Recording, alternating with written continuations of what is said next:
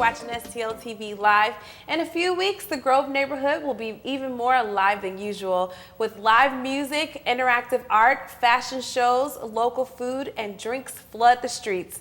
Gelinda and Chip are here to talk all about this year's Grovefest. Thanks, guys, so much for coming. Thank you, Christia, for having us. Sure. No problem. Can you tell us a little bit of history about the Grovefest? It's been around for a while. There's some great history in the Grove. Talk to us a little bit. Grovefest founded about 8 years ago. We did our first event. That was back in the day when the neighborhood was known as Forest Park Southeast, which it still is, and that gives a great representation of where the neighborhood is. It was at that time frequently abbreviated as FPSE.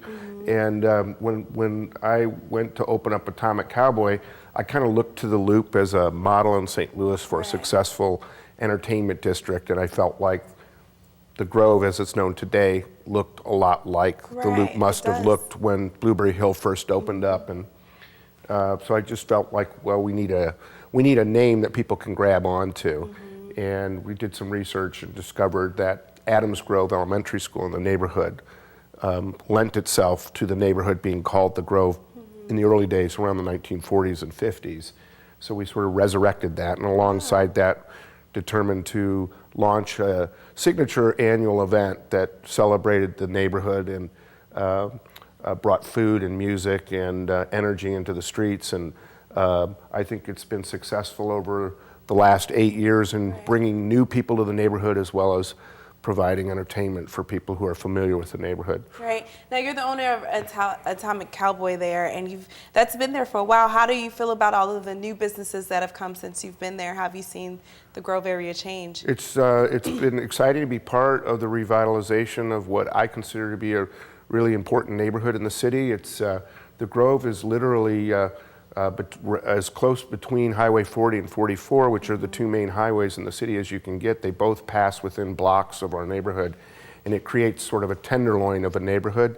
It's a small enough community that we felt like it wouldn't take, decades to develop. And in fact, we've seen a lot of activity over the last 5 years, and we're seeing even more coming down the pike. So it's been super exciting to be part of that. Great. Now, Gelinda is here. Tell us a little bit about your participation with the Grovefest. I've been involved with Grovefest for the last, for the last 2 years, and this year have the opportunity to participate a lot in the planning of the event. So, working with the committee, we're getting a nice variety of vendors, street performers, and bands together just to present the best that we can, to the city of St. Louis and really showcase the district. Right. This is a huge undertaking because it's from 2 to midnight, and you have just constant activity going on. What kind of things, for someone who's never been, what kind of things will they see there?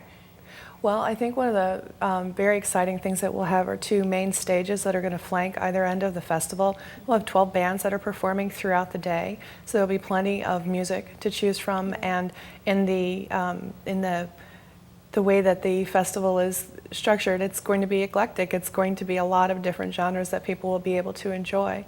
Other things that are, unique are we're going to have a lot of street performers, and of course we'll have vendors. One of the key things this year is that all of the food and drink will be brought to the festival by Grove businesses. In the past, we've had other folks that have come in and sold their food, but this year we're really going to focus on what's great about the Grove. Great. I was going to ask you about that, Chip. How are the businesses collaborating with the festival, even the newer businesses?